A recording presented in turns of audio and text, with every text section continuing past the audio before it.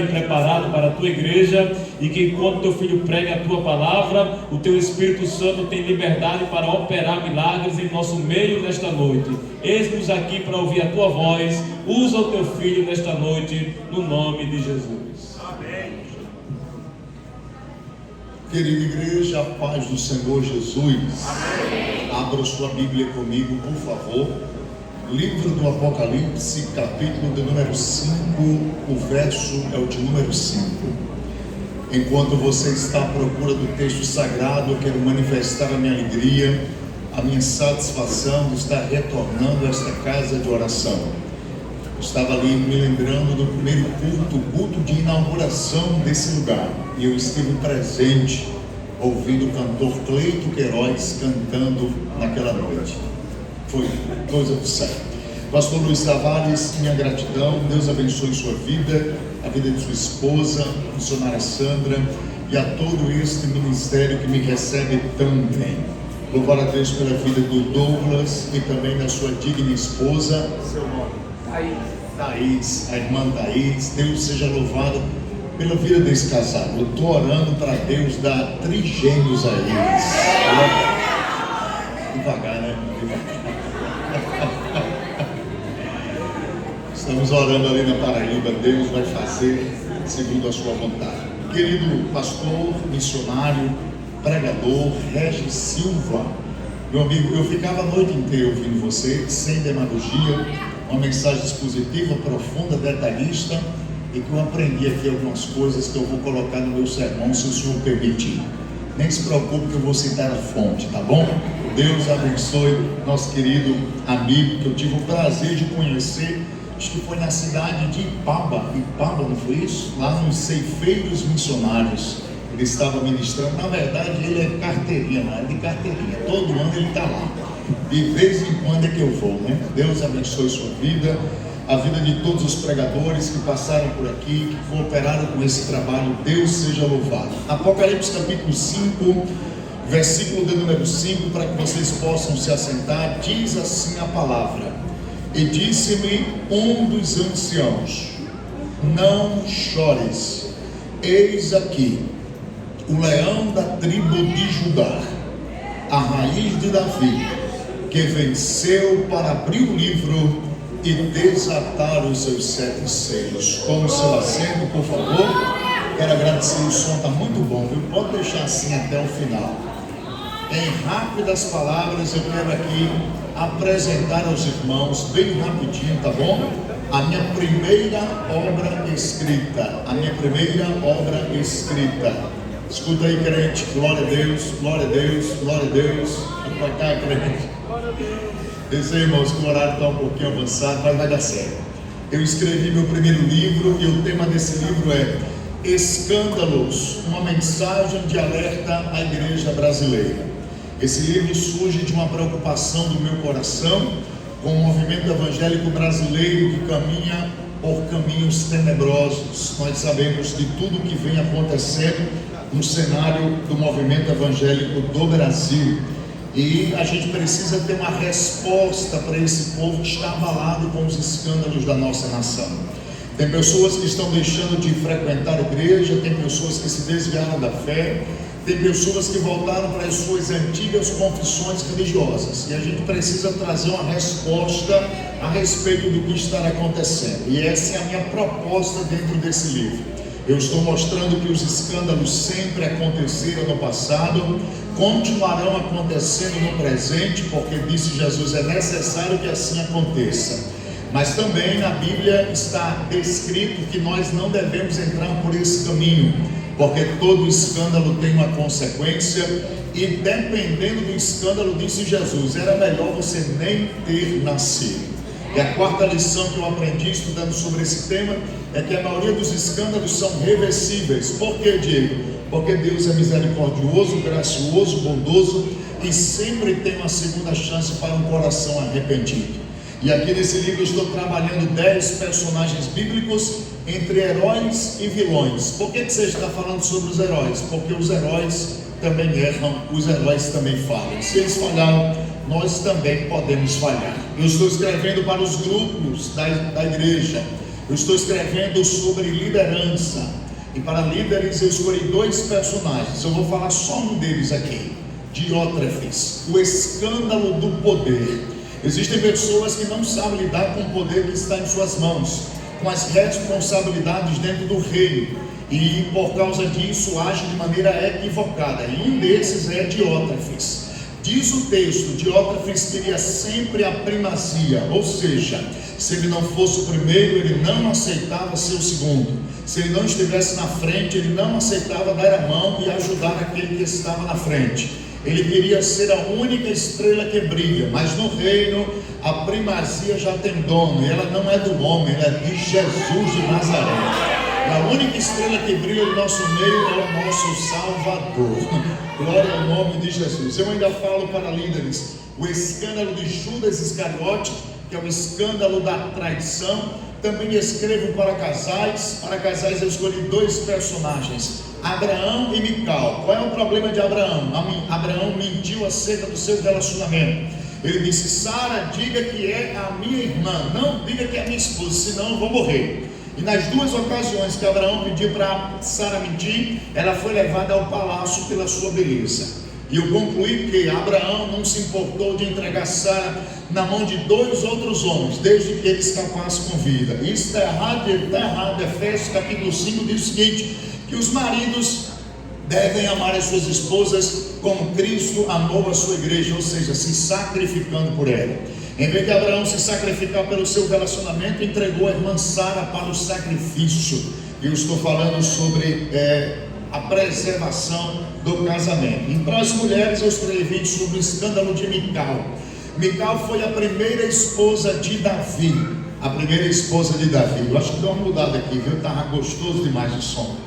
E tem um problema nesse relacionamento. Qual é o problema?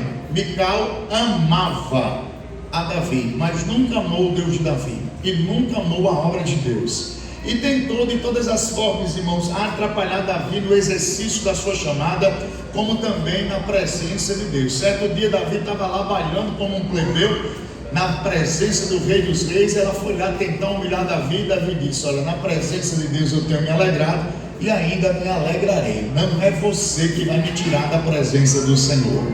Então eu estou falando sobre pessoas que casaram com outras pessoas que têm chamado.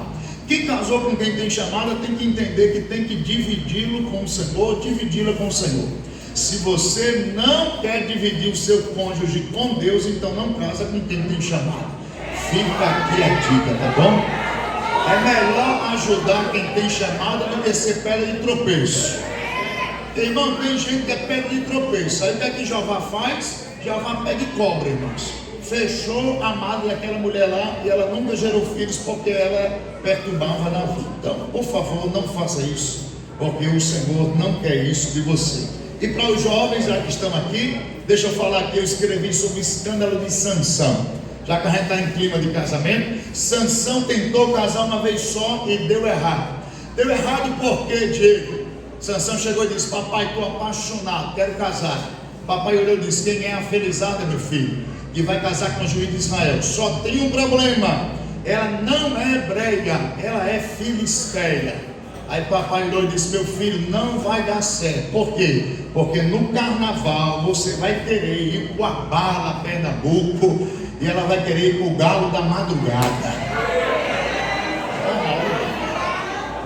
Você vai para um lado, ela vai para o outro, vai dar errado, julgo desigual. Aí Sansão, que o jovem tem essa imaturidade, né? Sansão olhou e disse: pai, deixa eu te explicar o que está acontecendo. Essa agradou aos meus olhos, mas aprenda uma coisa, meu jovem: nem tudo que agrada aos olhos vai fazer bem à sua alma.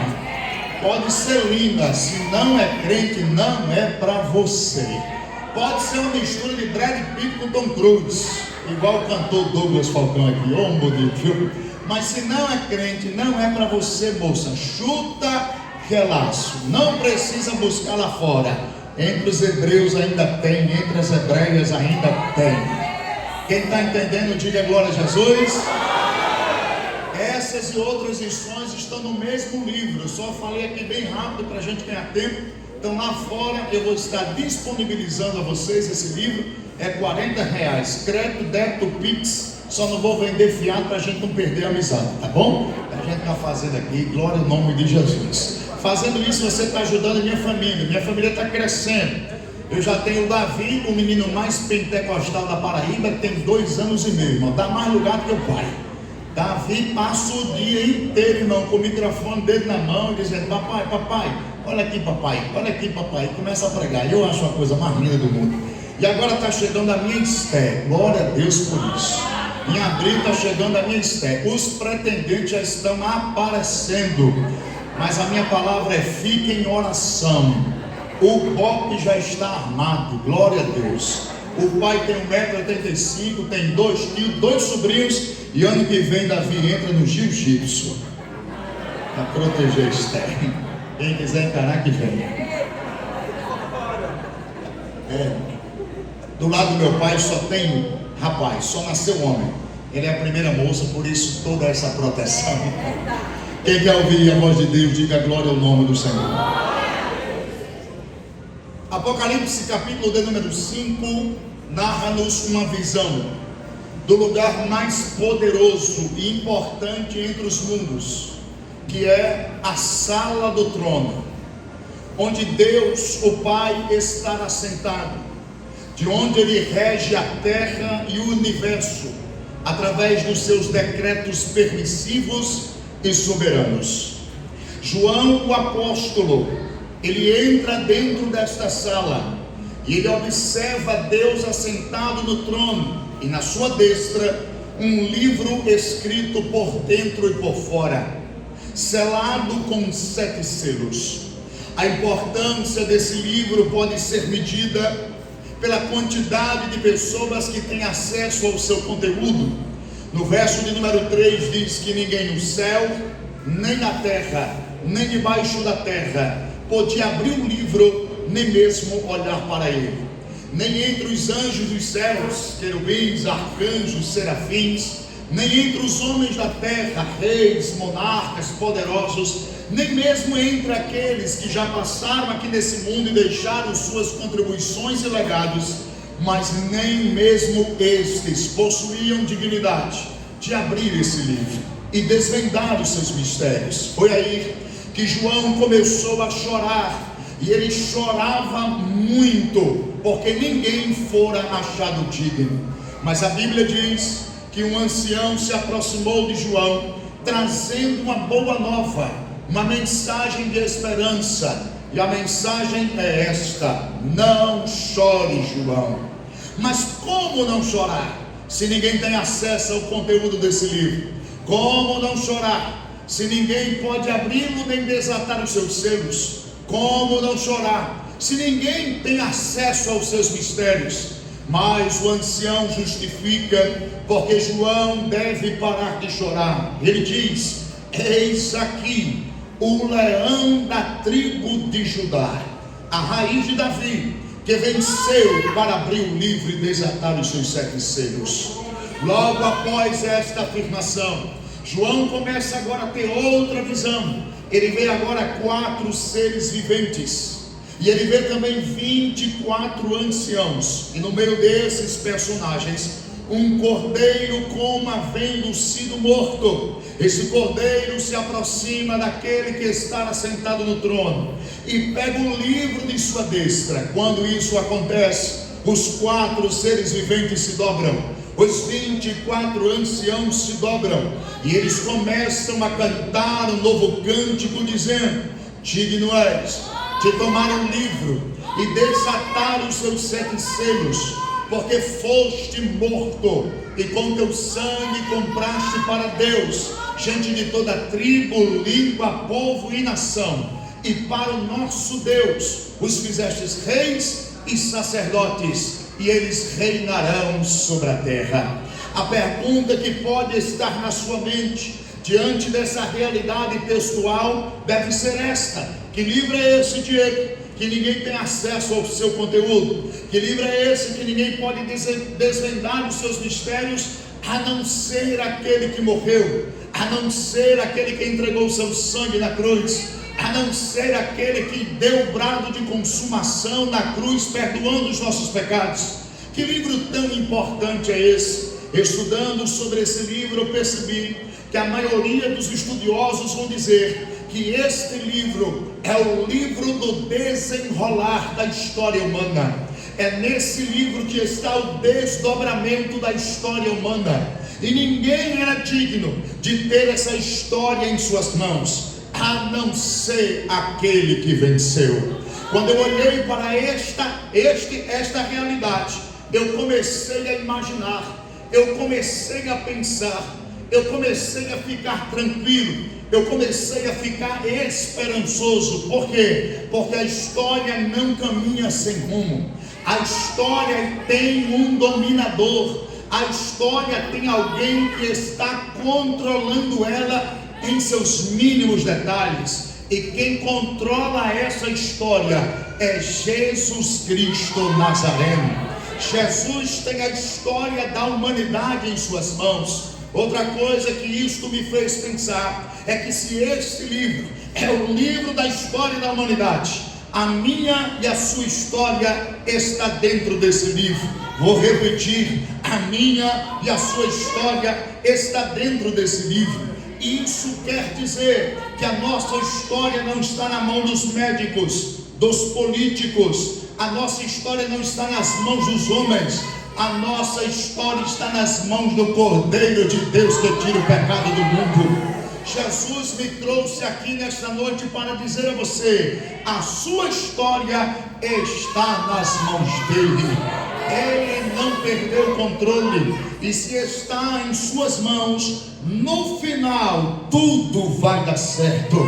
Dá para compartilhar essa mensagem com quem está perto de você. Diga para ele ou para ela: no final tudo vai dar certo. Quantos podem adorar o nome de Jesus aqui nessa noite?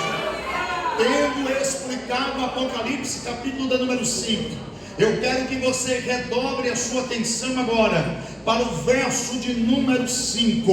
O verso de número 5 diz o seguinte: que ele é digno de acessar esses mistérios, porque ele venceu. Ele venceu. Ele venceu.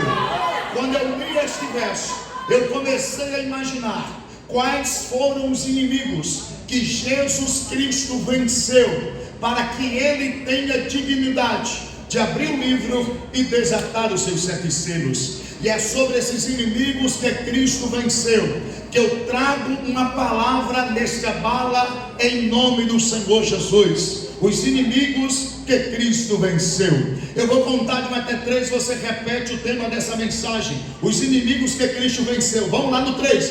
1, 2, 3. Dá para melhorar no 3. 1, 2, 3. O primeiro inimigo que Jesus Cristo venceu e que lhe dá dignidade para abrir o livro e desatar os seus 7 selos foi Herodes, denominado o Grande. Herodes foi governador da Judeia, eleito pelo Império Romano, um homem extremamente político, estrategista e articulador. Foi Herodes que promoveu a reforma do templo em Jerusalém, devolvendo a beleza dos tempos do rei Salomão.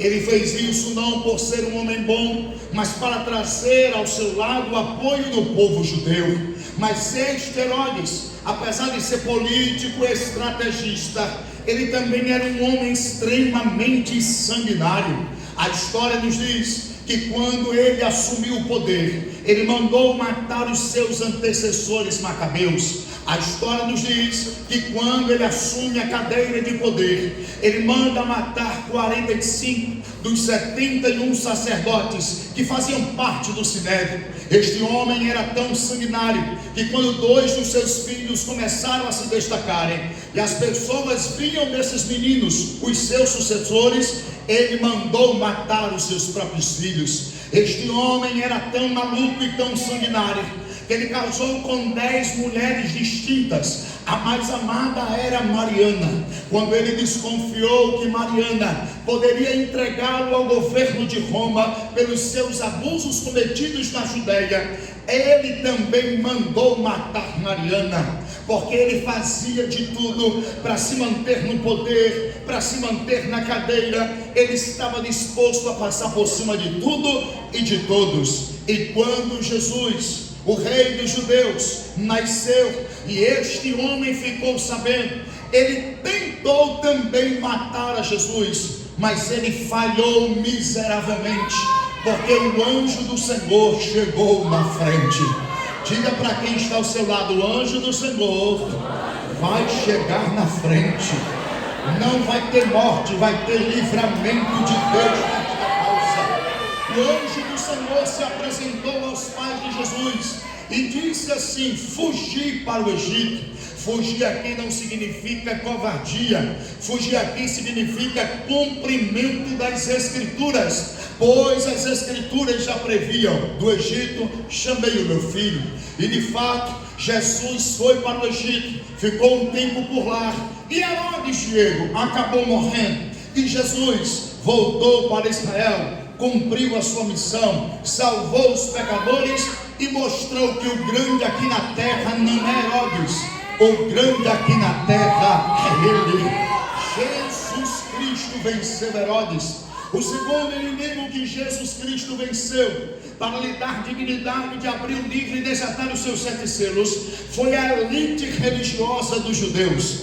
Jesus não tinha grandes problemas com o povo. Seus grandes embates, suas grandes discussões sempre foi com esta elite religiosa desse povo, representada em sua maioria por fariseus, saduceus e escribas, doutores da lei, que arrogavam para si ser os detentores do conhecimento das interpretações da Torá, da Taná e da tradição dos anciãos. Esses 3 grupos possuíam as suas diferenças teológicas, mas para vencer Jesus e declará-lo impostor, eles se uniram. Haja vista, na mente desses grupos, Jesus jamais poderia ser o Messias, pois o Messias na mente deles seria um líder político, seria um líder guerreiro, à semelhança de Davi, que iria libertar Israel do jugo de Roma. Porém, Jesus deixava claro, já nas suas primeiras pregações, que a sua guerra não era política, e sim espiritual,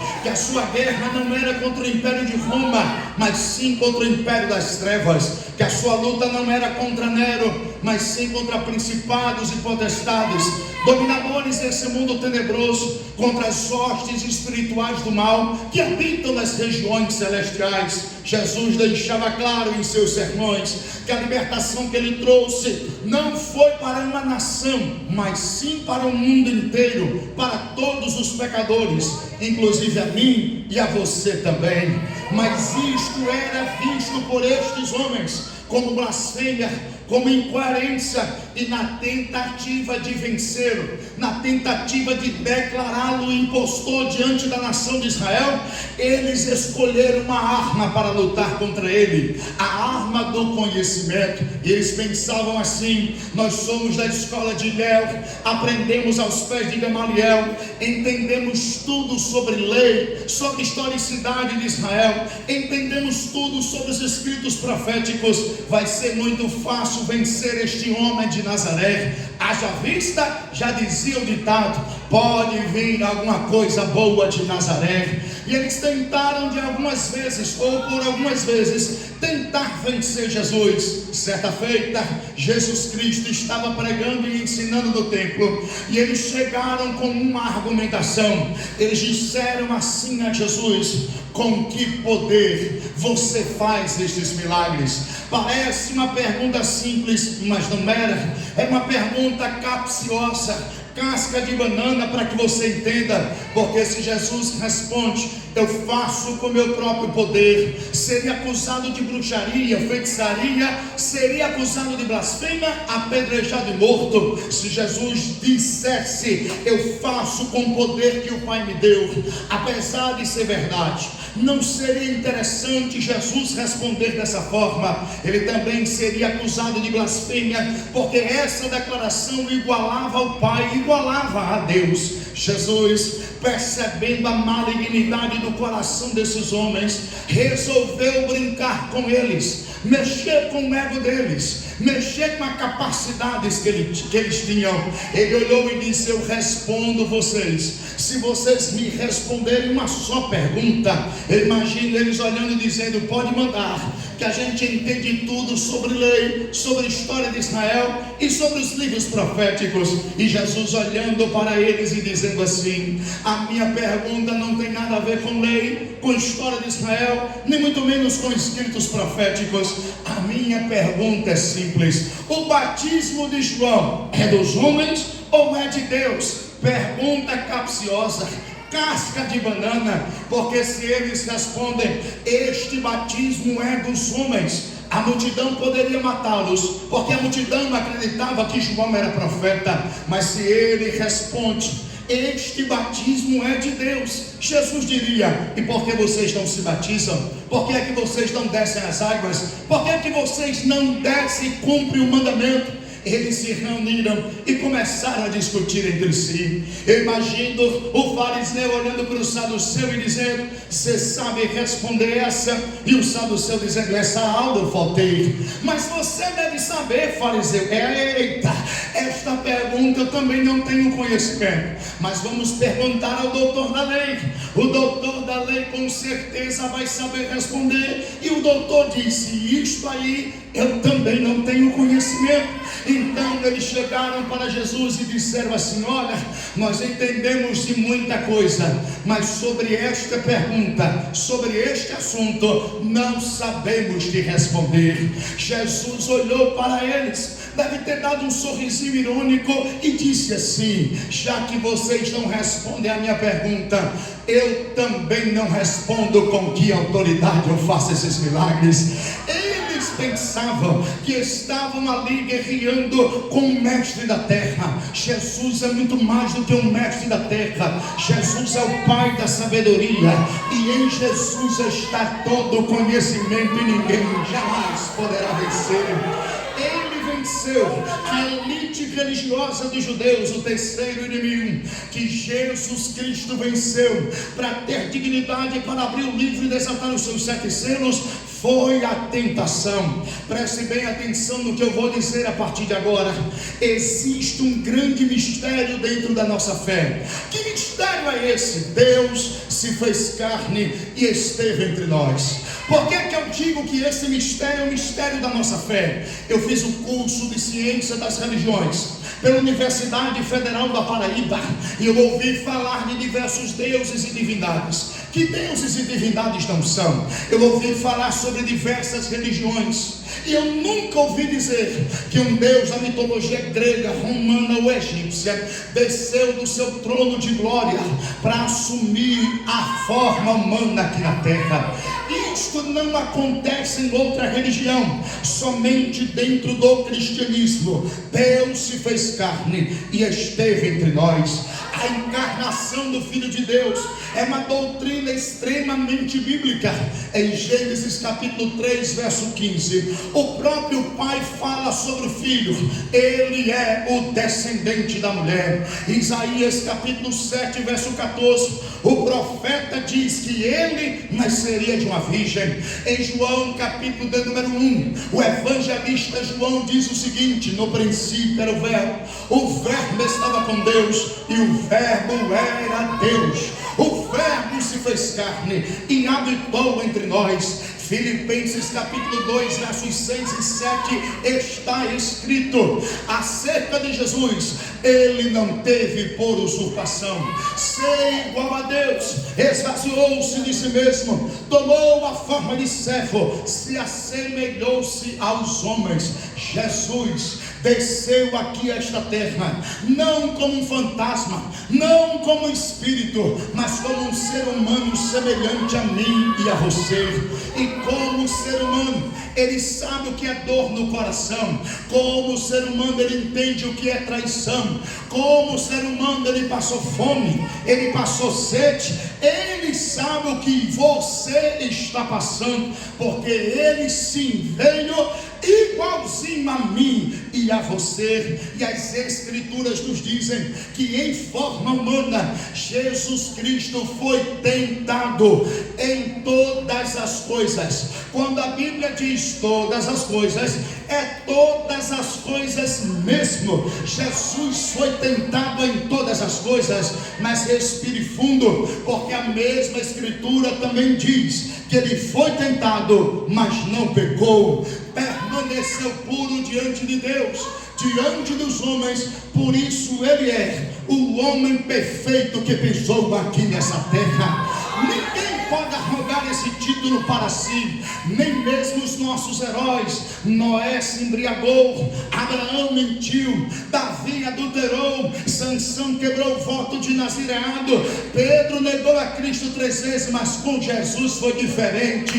O pecado bateu na sua porta e ele disse não, permaneceu puro diante de Deus e diante dos homens. Porém, queridos, eu estou correndo, esta pureza, ela não foi alcançada, porque Jesus se isolou, foi para o mosteiro, ficar longe de tudo e de todos. Não, Jesus era extremamente acessível. Jesus era uma pessoa que gostava de gente perto dele, diferente dos religiosos da época, que não davam acesso aos pecadores conhecidos. Jesus dava acesso a todos. Não se escandalize, Jesus dava acesso a prostitutas para entrarem na sua presença, chorarem nos seus pés e enxugarem as lágrimas com seus próprios cabelos. Jesus dava acesso a ladrões. Jesus dava acesso a gente hipócrita, sem contudo nunca se prostituir, sem contudo nunca roubar, sem contudo nunca aderir à hipocrisia. Jesus dava acesso a essas pessoas. Mas antes que você chegue à falsa conclusão que Jesus aceita tudo e todos, o que não é verdade, esta aproximação tinha um propósito. E qual é o propósito? Transformar a vida dos pecadores. Quando eles se aproximavam, Jesus começava a pregar, Jesus começava a mostrar uma nova perspectiva de vida. Jesus começava a mostrar que a prostituição não valia a pena, porque o nosso corpo foi formado para ser templo e morada do Espírito Santo de Deus. Jesus começava a mostrar que não valia a pena roubar as pessoas, mas sim permanecer honesto. Jesus começava a mostrar que não adiantava ser hipócrita, mostrando uma coisa diante dos homens e ser outra diante de Deus. E pasmem, todos aqueles que abriam seus corações para a mensagem transformadora de Jesus eram radicalmente transformados. Jesus, ele buscava mulheres da vida e transformava essas mulheres em mulheres dignas de honra. Ora, diga Maria Madalena, Jesus pegava ladrões e transformava em homens honestos. Vocês não se lembram de Zaqueu? Se eu tenho roubado aqui alguém, eu restituo 4 vezes mais. Jesus pegava sacerdotes hipócritas e transformava em homens sinceros diante de Deus e diante dos homens. Sabe por quê? Porque ele é o único que pode transformar o mais vil pecador. Eu saí de João Pessoa para dizer que quem transforma não são as religiões, quem transforma o homem não é o conhecimento científico, quem transforma o homem não são as filosofias da terra, quem transforma o homem é aquele que venceu para abrir o livro e desatar os seus sacrifícios. Eu vim dizer aqui nessa noite que eu fui transformado, não por Buda, não por Maomé, não foi Confúcio que fez isso, não foi Jesus, foi Jesus. E só quem foi transformado por Jesus de Nazaré, levante uma das mãos para cima, por favor. Menor esse negócio, levanta logo as duas. Dá para abrir a boca e exaltar a Jesus aqui. Se Jesus me transformou, se Jesus transformou a sua vida, Ele vai transformar esse vaso rebelde dentro da tua casa. Eita! Aquele que abre a boca e diz: na igreja eu não vou entrar com você, na igreja eu não vou sentar com você. Se prepara, Jesus vai entrar dentro da tua casa, vai quebrar esse coração rebelde, e você vai entrar com ele aqui e vai dizer: foi o Senhor que fez isso, e a coisa maravilhosa aos meus olhos. 2026 é ano de transformação dentro da sua casa. Gostei do glória a Deus. 2026, Jesus entra na casa, amarra o valente, quebra o coração e te prepara para dar glória para ele. Deixa eu ver quem recebe. Deixa eu ver quem recebe. Me ajude a pregar, por favor. Se tu conhece esse vaso que está do teu lado, pega na mão dele agora, por favor. Balança a mão dele, balança a mão dele e diga assim: é este ano que a salvação vai chegar na tua casa. Deixa eu ver quem crê.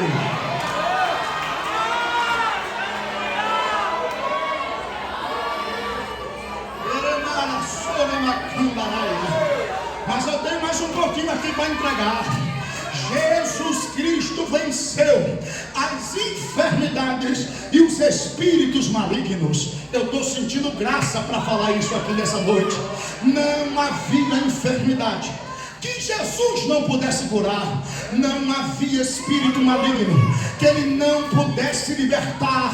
Em Mateus capítulo 8, versos 16 e 17 está escrito: e trouxeram-lhe muitos endemoniados, e ele com a sua palavra expulsou deles os espíritos e curou a todos os que estavam enfermos, para que se cumprisse o que foi dito pelo profeta Isaías. Ele tomou sobre si as nossas enfermidades, ele levou as nossas doenças. Eu vim dizer aqui nesta noite que o mesmo Jesus que curou no passado, ele está curando nos dias de hoje e vai continuar curando no futuro, porque já disse o escritor aos Hebreus: Jesus Cristo é o mesmo ontem, hoje e será eternamente. Eu vim profetizar aqui nesta noite. O que é, Diego? Chave de carro e de casa não? Vai trabalhar para conquistar.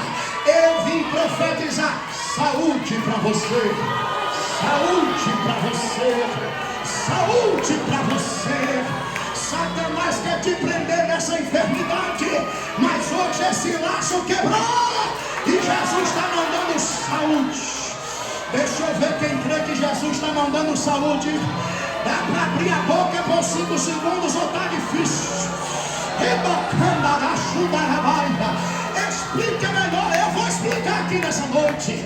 Quando a gente está enfermo, Douglas, geralmente a gente vai até no hospital, uma clínica, a gente chega para o clínico geral, conta os sintomas, ele passa os exames e dependendo do resultado do exame, ele diz: eu não posso te ajudar, eu não tenho capacidade para passar um tratamento sobre esta enfermidade, mas eu conheço um especialista. Procura ele vai passar o tratamento e se Deus quiser vai dar certo. Você vai, procura um especialista, ele passa o tratamento, você faz o tratamento e você pode ser curado ou não curado, porque a limitação do homem existe, mas com Jesus de Nazaré isso nunca aconteceu. Jesus, pastor Regis, nunca mandou ninguém procurar especialista. Por quê?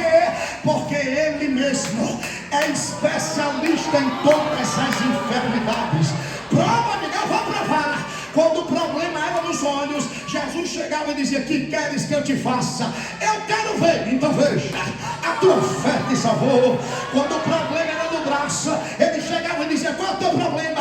É minha mão que está mirrada, eu não consigo esticar. Estica que eu sei também curar braço.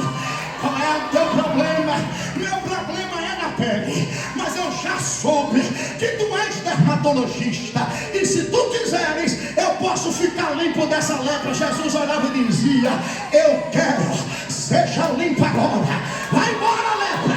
Jesus chegou lá no tanque de Betesda e disse: qual é o teu problema? Meu problema é que quando as águas são agitadas, ninguém me joga dentro do tanque, e eu estou aqui há 38 anos. Jesus chegou e disse: eu também sou especialista em paralisia.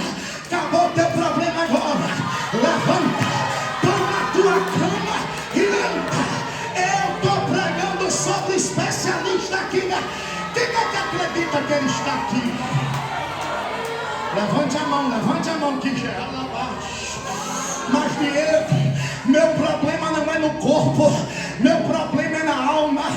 Jesus também é psiquiatra, psicólogo, Jesus também é terapeuta.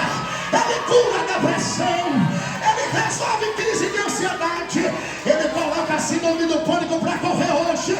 Recebe saúde. Eu estou sentindo o médico a cama.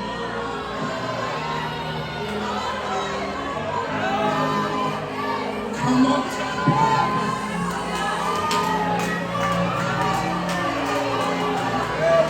Olha ele resolvendo o que o médico não conseguiu resolver agora.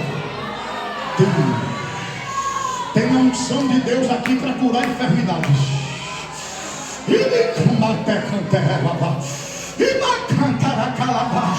Recebe saúde aí, mulher guerreira. Olha Deus visitando a tua coluna agora. Olha Deus visitando o teu ventre aqui nesta decamara. Olha ele fazendo uma limpeza. Olha ele tirando os caroços. A partir de hoje será diferente, porque a saúde de Deus chegou na sua vida. Só quem crê, abre essa boca e dá um melhor. Me ajuda a pregar. Diga pelo menos para 2 pessoas aí, diga assim: receba a saúde. Receba.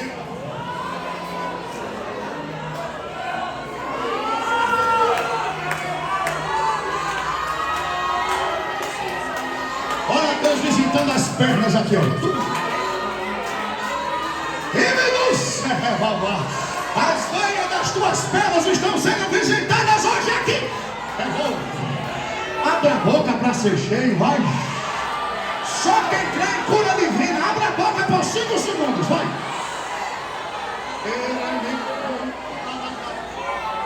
Eita Jesus.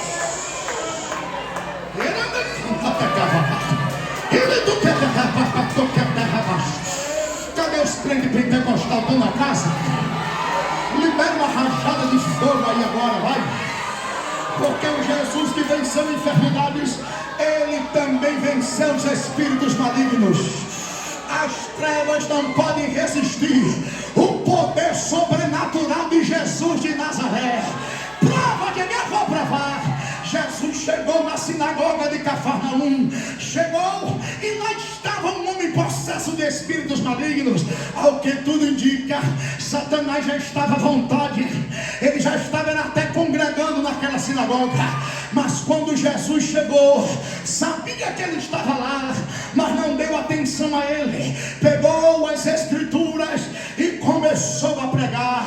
E se existe algo que Satanás odeia, é Bíblia aberta e palavra sendo pregada. Palavra é vida, palavra é fogo, palavra é martelo que esmiuça a pedra. Está lá Jesus pregando. Satanás não aguenta e diz: que temos nós contigo, Jesus Nazareno, vieste destruir a gente. Nós sabemos que tu és o Santo de Deus. Jesus olha e diz: cala a tua boca, eu não quero glória da tua boca. Eu já tenho a DGR Grande Recife para glorificar meu nome. Sai dele agora, sai dele. E ele teve que sair. E todo mundo começou a dizer: que palavra é esta? Que ele manda com poder e autoridade, e até os espíritos malignos têm que obedecer.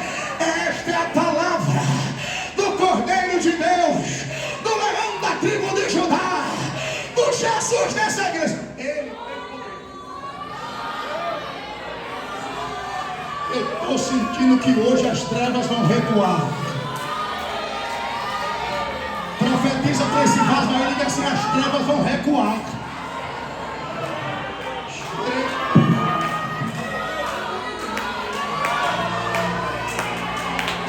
Abra a boca para receber esse poder. As trevas vão recuar.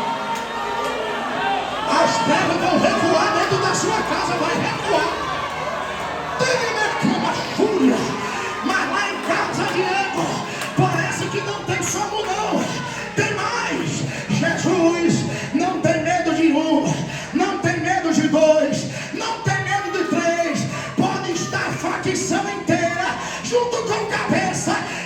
vai sozinho e resolve esse problema.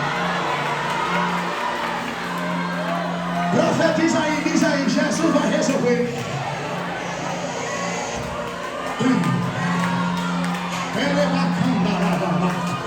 Levanta a mão que vai descer poder aqui agora. Abre essa boca porque vai descer uma renovação aqui agora. Deixa eu ver quem está sentindo o poder.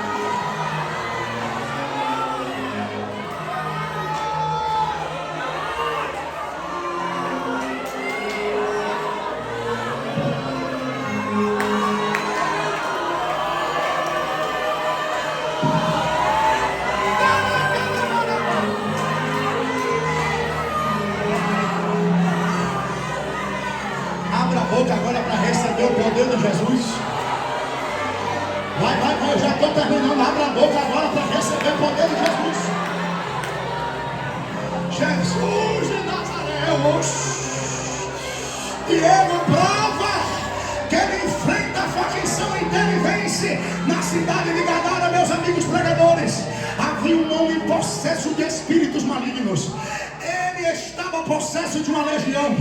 12.000 demônios estavam nesse homem. Quando este homem passava por Gadara, as pessoas fechavam a porta, fechavam os comércios e diziam: este homem manda aqui, este homem é perigoso. A entidade era tão poderosa que prenderam este homem numa cela, acorrentaram este homem, mas este homem quebrou as correntes, quebrou a cela e saiu. Para você ter ideia do poder dessa entidade, o lugar que este homem dormia no cemitério, a cama deste homem era uma tumba, e todo mundo dizia: quem manda em Gadara é os demônios que está sobre este homem. Mas Jesus ficou sabendo. Diz para o vaso aí, diz assim: Jesus ficou sabendo. Aí ele disse aos discípulos: hoje a gente vai cultuar em Gadara. Mas qual é a sinagoga? Hoje o culto não é na sinagoga. Hoje o culto é no cemitério. No cemitério, Jesus, sim. Porque uma cidade precisa saber que quem manda em Gadara, quem manda em Israel, quem manda na terra, sou eu. Olha Jesus chegando em Gadara. Olha Jesus entrando no cemitério. Quando ele entra no cemitério, as entidades já começam a pedir misericórdia. Jesus, viesse fazer o que aqui? Quer destruir a vida da gente? Quer matar com a gente? Jesus não costumava fazer isso. Mas nesse dia Jesus disse: eu quero saber quem está aí. Diga o nome do cabeça. Eles olharam e disseram assim: é agora. Vamos botar medo nele agora. Quem está aqui é legião, porque nós somos muitos. Talvez querendo amedrontar o mestre. Imagina o mestre olhando e dizendo: vai sair tudo de uma vez? Ou vai sair de nenhum? Para aí, Jesus, deixa a gente entrar nos porcos. Nos porcos vocês podem entrar, mas na vida desse homem nunca mais. Quem acredita nesse poder de Jesus aqui, não levanta a mão para cima, vai. Dá para abrir a boca por 10 segundos.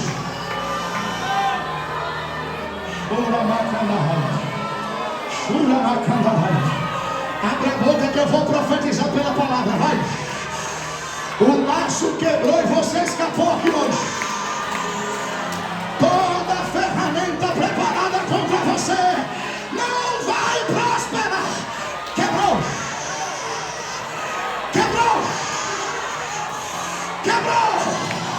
Só quem recebe esse poder, abre a boca agora, vai. Já pegou ali, já tem vaso no lugar. Abre a boca e faz o barulho que Satanás odeia, mas que Jesus merece. Eu vou esperar você agora.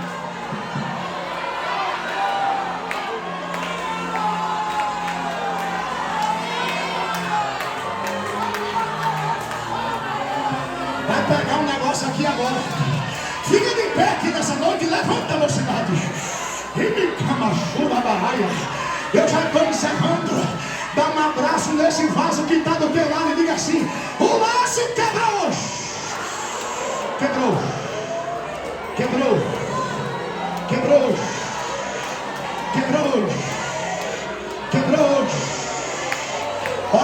entrando no meio das irmãs agora. Quebrou hoje. Quebrou agora. Satanás já tinha aberto a cova, mas a cova fechou. Recebe poder, vai. Recebe o poder que eu estou recebendo aqui, vai. Olha Deus, tamanho da casa aqui agora, vai.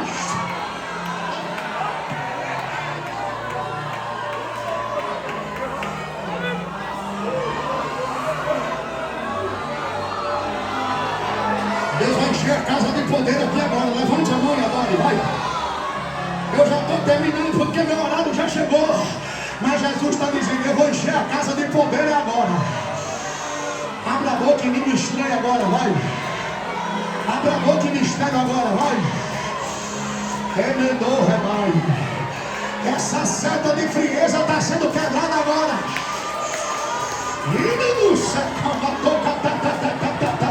Mocidade, receba poder.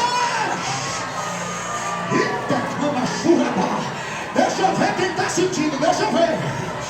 Satanás queria paralisar você, mas Jesus chegou e quebrou.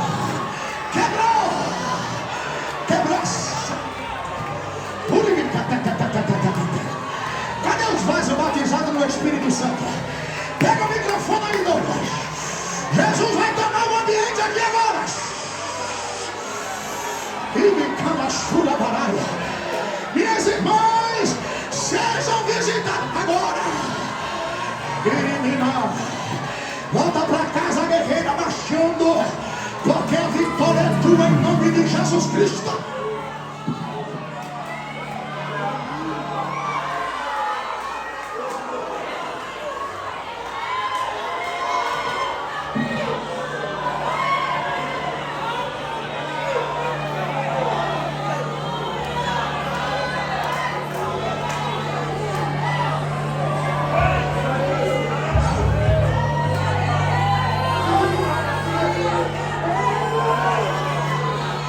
Tem uma presença linda de Deus aqui.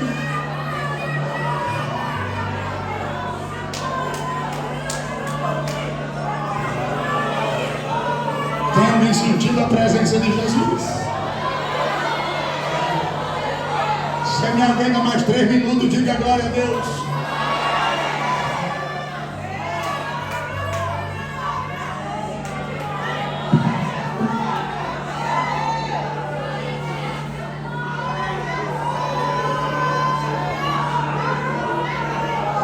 Tem uma resistência sendo quebrada dentro da tua casa.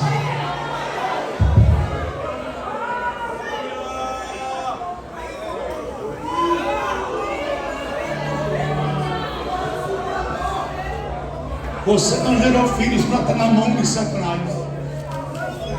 Você gerou filhos para serem cheios do Espírito Santo. Jesus venceu a condenação do pecado. Você vai melhorar o glória agora. Escute bem. Assim como a gente pecou, Satanás também pecou. Se tornou devedor diante de Deus, diante dos homens. Entrou no SPC e Serasa do céu, e ninguém apareceu para pagar a dívida dele. Nós pecamos, se tornamos devedores diante de Deus, entramos no SPC e Serasa do céu, mas Jesus desceu, pegou a nossa dívida, encravou no madeiro e disse: está consumado. Essa expressão "está consumado" foi traduzida para o grego bíblico pela palavra tetelestai. Diga comigo, tetelestai. Que chique, você está falando grego. Vamos de novo, tetelestai. Sabe o que tetelestai significa na essência? A dívida já foi paga. A raiva de Satanás é que ele é devedor, mas nós já temos a nossa dívida paga. Quem pode levantar a mão e dar glória a Ele? Diga para quem está ao seu lado: Jesus venceu a morte.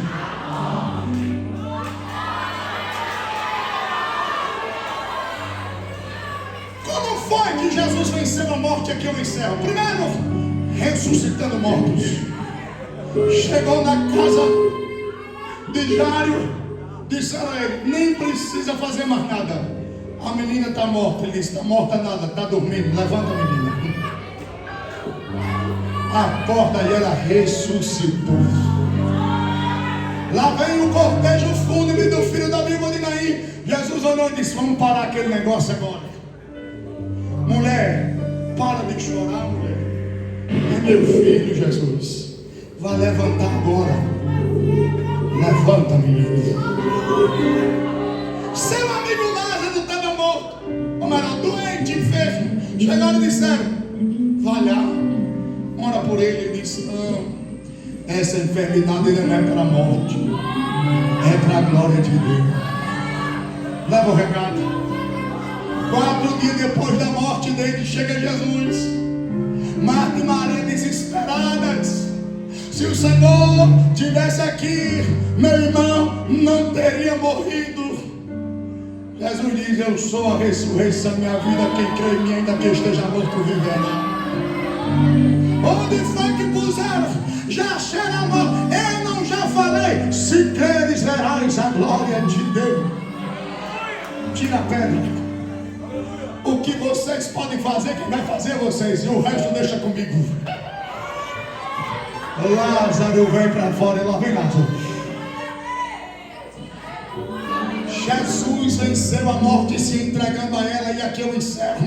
E você pode cantar a música. Se liga aí no que a gente vai falar agora. A morte nunca teve poder sobre Jesus. Nunca. Pastor Regis, não foi a morte que chegou e disse assim: Jesus, hoje chegou seu dia, eu vim te buscar. Foi não. Foi Jesus que chegou para a morte e disse: hoje é meu dia, eu vim me entregar. Mas nem faz festa, nem chama Satanás para fazer carnaval, porque eu estou me entregando hoje. Mas domingo de manhã eu já estou de pé. Jesus é quem disse: ninguém tira a minha vida. Eu mesma dou, mas do jeito que eu dou, eu vou lá e retombo. Porque este é o mandado do meu Pai. Quem crê que Ele está vivo aqui. Domingo de manhã lá vai as mulheres. Vamos ungir o corpo dele. Mas quem é que vai tirar a pedra? A pedra é pesada demais. Chegando lá, a pedra já estava removida. Vou dizer de novo: a pedra já estava removida. O sepulcro já estava vazio. E o anjo dizendo: por que buscai o vivente entre os mortos? Ele não está aqui. Da onde? Ele já ressuscitou. Quem crê que ele está vivo aqui? Levante a mão e canta, vai! Até os